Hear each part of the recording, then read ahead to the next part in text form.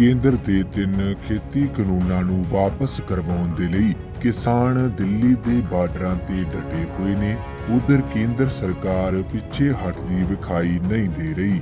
ਹੁਣ ਇਸ ਸਭ ਦੇ ਵਿੱਚ ਦਿੱਲੀ ਦੇ ਮੁੱਖ ਮੰਤਰੀ ਅਰਵਿੰਦ ਕੇਜਰੀਵਾਲ ਦੇ ਵੱਲੋਂ ਮੋਦੀ ਸਰਕਾਰ ਨੂੰ ਇੱਕ ਬਹੁਤ ਵੱਡਾ ਚੈਲੰਜ ਕਰ ਦਿੱਤਾ ਗਿਆ ਹੈ।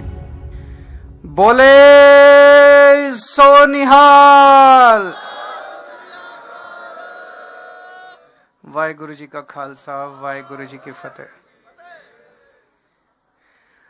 दोस्तों, आज हम सब लोग गुरु गोविंद सिंह जी के साहिबजादों और माता गुजरी देवी जी की सुप्रीम शहादत, माता गुजरी कौर जी की सुप्रीम शहादत को नमन करने के लिए इकट्ठे हुए हैं।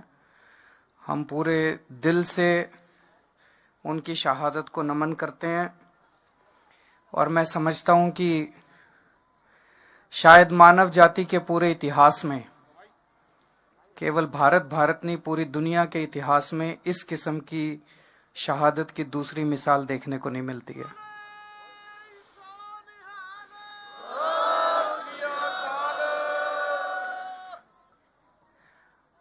आज हमारे देश के किसान दिल्ली के बॉर्डर पे यहां पे आए हुए हैं। देश का किसान आज बहुत दुखी है। देश के किसान पे मुसीबत आई हुई है।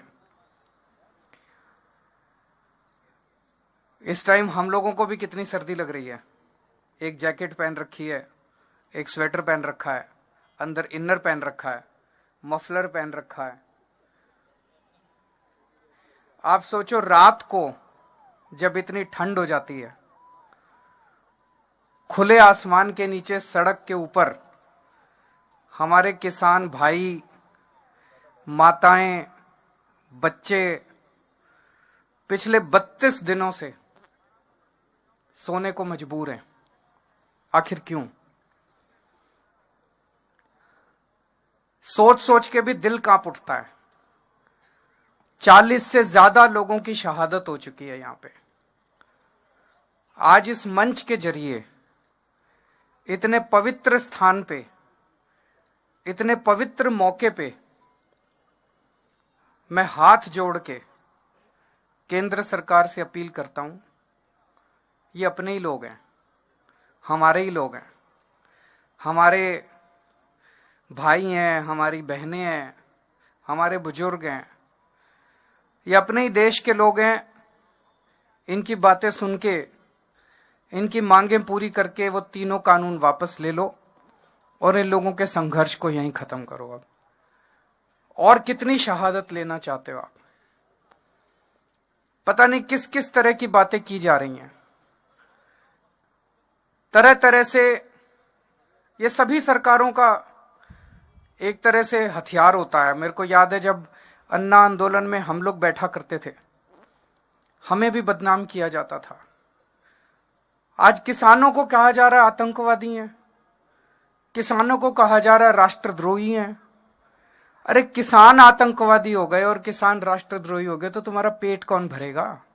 तुमको रोटी कौन देगा उसके बाद? 70 साल से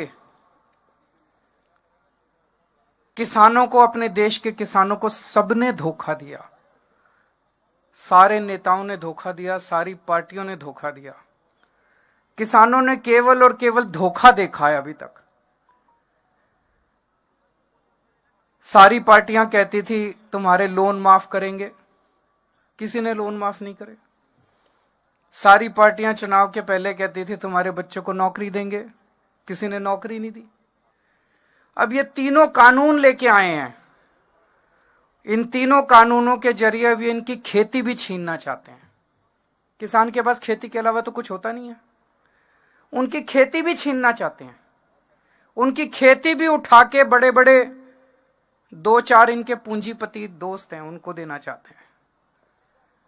अगर खेती भी चली गई किसान की तो फिर वो कहां जाएगा? और तो तुमने इनके लिए कुछ करा नहीं। खेती करता है बेचारा किसान। खेती भी चली गई तो किसान कहां जाएगा फिर? तो जितने किसान, आप सोच के देखो, इतनी ठंड में अपने घर के बुजुर्गों को और बच्चों को लेके जितने किसान बैठे हैं वो अपने सर्वाइवल के लिए बैठे हैं, क्योंकि अब आर पार की लड़ाई बन गई है। जब खेती भी चली जाएगी और खेती पे बड़े बड़ी कंपनियों का अधिकार हो जाएगा तो किसान के पास कुछ भी नहीं बचेगा।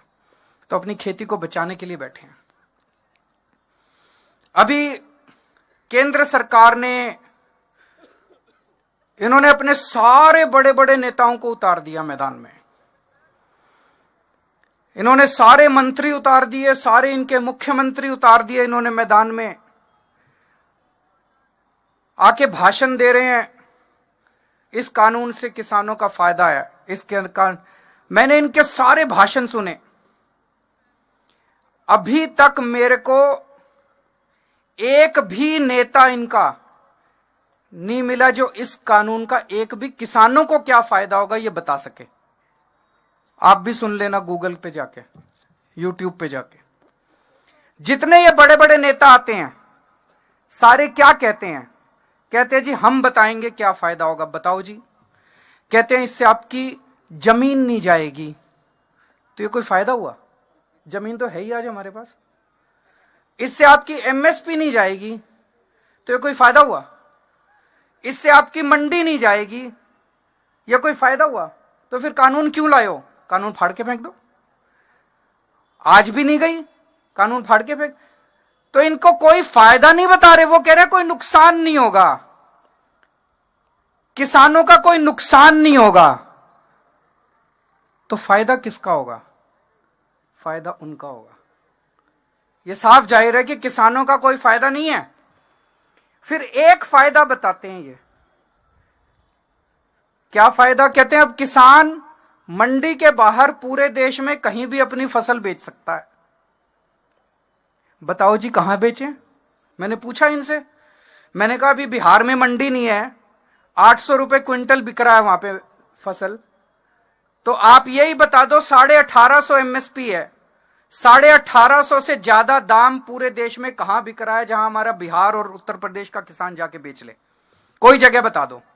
मंडी के बाहर तो आधा दाम मिल रहा है, मंडी के बाहर तो 50% दाम भी नहीं मिल रहा। तो ये तो कोई फायदा नहीं हुआ। तो फायदा एक भी नहीं बता पा रहे ये लोग किसानों को। फायदा केवल और केवल पूंजीपतियों को है। केवल तो आज पूरा देश दो भागों में बटा हुआ है। एक वो लोग हैं, कुछ लोग हैं जो उन पूंजीपतियों को फायदा पहुंचाना चाहते हैं करोड़ों किसानों का नुकसान करके। एक वो लोग हैं जो किसानों के साथ खड़े हैं, और 4-5 पूंजीपतियों को नुकसान हो जाए तो क्या फर्क पड़ता है? अगर करोड़ों किसानों का फायदा हो रहा है तो उसके साथ खड़ा है देश। एक ही आरोप लगा रहे हैं किसानों को गुमराह किया जा रहा है। मैं आज यहां से चैलेंज करता हूं, मैं चैलेंज करता हूं केंद्र सरकार अपने सबसे बड़े, जिसको भी इसका पता है वो आ जाए, और हमारे किसानों के नेता आ जाएं और पब्लिक में डिबेट कर लें दोनों को, किसको ज्यादा जानकारी है। कहते हैं किसानों को जानकारी नहीं है, किसान बता देंगे।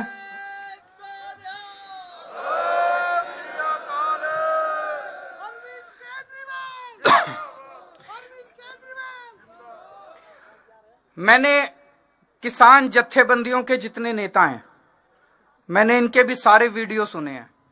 इतने शानदार तरीके से ये आपको संविधान समझा देते हैं। इनको सारा संविधान पता है, इनको सारा कानून पता है। मुझे पूरा यकीन है जितना इनको पता है उतना तो इनके मंत्रियों को भी नहीं पता होगा। तो मैं आज चैलेंज करता हूं, एक बारी दूध का दूध पानी का पानी भी हो जाएगा, कि इनके जितने, जो भी इनके सबसे बड़े मंत्री हैं जिसको सबसे ज्यादा इसकी जानकारी है, वो आ जाएं और हमारे किसान नेता आ जाएं, और पूरे देश के सामने आमने सामने डिबेट हो जाए। पूरे देश को पता चल जाएगा ये कानून कितने खतरनाक हैं और ये कानून कितने गंदे हैं। तो मैं आज उम्मीद करता हूं इस पवित्र स्थान से कि केंद्र सरकार और किसानों की शहादत ना करवाए। 40 से ज्यादा किसान शहीद हो चुके हैं और अब इनकी आर पार की लड़ाई है। जल्दी से जल्दी केंद्र सरकार इन तीनों कानूनों को वापस ले, एमएसपी की गारंटी दे, उसके लिए कानून लेके आए और अब किसानों का संघर्ष खत्म करवाए। बहुत बहुत शुक्रिया।